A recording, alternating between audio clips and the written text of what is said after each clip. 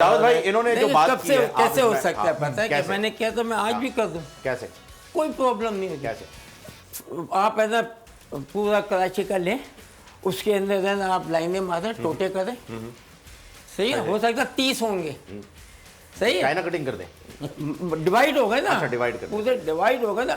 30 میں جیسے ایک جگہ ہے نا اوکے 4 5 6 جو آ رہے ہیں وہاں پر ایک اوپر آ جائے گا, باقی یہ جو نیچے جو ہے نا یہ کام کرے گا. اضلاع زیادہ بنا دیے جائیں, کھانے کا مسئلہ ختم ہو جائے گا. وہ اس لیے کہ آپ کو فنڈ جو ہے اتنا نہیں ملے گا. اگر اتنے بڑے لمیٹڈ لمیٹڈ ہو جائیں گے, لمیٹڈ. اچھا کام کرنا پڑے گا, کام کروائیں, صحیح کام کرنا پڑے گا, کیونکہ سب کی نظریں ہوں گی. اب یہاں اتنا ایک وہاں پر ہے ملید میں, تو پتہ چلا ٹماڑی پہ کس کو پتہ ہے.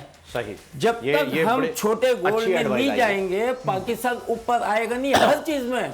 بالکل صحیح. انہوں نے ٹیلنٹڈ, ہم ٹیلنٹ ہے ہمارے پاس, وہ دبا ہوا ہے کوئی نہیں دیکھ رہا. تو جب محلے جائے چھوٹا آئے گا تو آپ کو بہت سارے پلیئر نکلیں گے, اور ہر آدمی جو ہے نا محنتی نکلے گا. اچھا یہ فاروق بھائی نے جو پورا اپنا ٹیم سٹرکچر بتایا ابھی, تو آپ بحیثیت کوچ اگر میں آپ سے یہ سوال پوچھوں کہ ان کی ٹیم میں خرابی تھی یا کپتان خراب تھا, تو کیا آپ کا جواب ہوگا؟ دیکھیں سب سے بڑی مین چیز میں سمجھتا ہوں کہ جتنے بھی تھے نا وہ سب ہم عمر تھے. اچھا کیا خوبصورت بات کی, کیا زبردست, بہترین, ویری ویری ویل. ہم عمر سے, ہاں, اور وہ میں مطلب رہا ہوں, میں واحد آدمی ہوں. جب پہلے جب تھے تو میں جیپ پہ تھا, میں الطاف بھائی سے لوگ.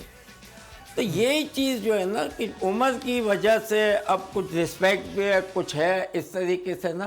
میں سمجھتا ہوں ابھی بھی مل بیٹھ کے اگر آپ مل کے کریں گے تو ورنہ ایک بھی پارٹی نہیں دے گی. عمر جو موجودہ اگر لوگ لیڈرشپ لیول پہ ہیں ان کی عمر ایک دوسرے کے تھوڑی بہت اوپر نیچے ہے نا. اچھا جب ان کے ساتھ کام کرتے تھے تو ان کی عمر ہم سب سے زیادہ بھی تھی, تو ایک احترام بھی تھا, اور باقی بھلے کوئی پرسیپشن میں کہیں کہ ڈر بھی تھا یا جو بھی تھا, تو سارے فیکٹر ملا کے تھے. اچھا جب میں سربراہ بن گیا, میں نے ان سے لے لیا, تو میرے ہاتھ میں تو وہ ڈنڈا بھی نہیں تھا جو جس سے کسی کو ڈر ہو. پھر عمر بھی ایک جیسی, تو اب احترام کب آئے گا جب یہ طے ہو کہ ہم سب کو مل کے کام کرنا ہے, اور کسی ایک کو بڑا ماننا ہے. یعنی ایک گھر میں ایک ابو ہو سکتا ہے, باقی سب تایا ابو بن جائیں, چاچے بن جائیں, کچھ ماموں بن جائیں. ابھی پارٹی کے ابو مسنگ ہیں, ابو مسنگ ہے. لیکن چلے میں نے کہا کہ اگر خالد بھائی ابھی ہیں مان لیتے ابو, لیکن وہ باقی تایا چاچا کے ساتھ بیٹھ کے تھوڑا سا آگے کا روڈ میپ یا وے فارورڈ دیکھ لیں, طے کر لیں بحران سے کیسے نکالیں, لوگوں کو اعتماد کیسے دینا ہے. انہوں نے جو بات کی اسٹرکچرلی کہی کہ یہ ڈیولوشن ہے, اقتدار اور ڈھانچے کم سے کم ڈیسینٹرلائزیشن, اس کو عدم ارتکاز اختیار کہتے ہیں.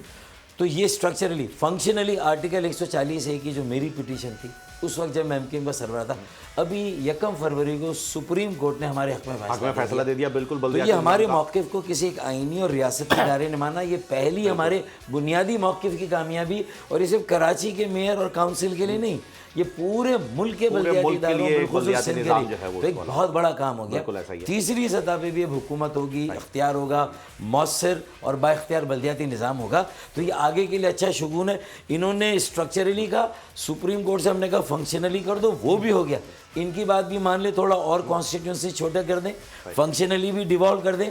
پھر جو میں نے کہا نوجوانوں کو لے آئیں, اور ایک ڈیولپمنٹ ایجنڈا پہ senior citizens Karachi urban development commission بنا دیں.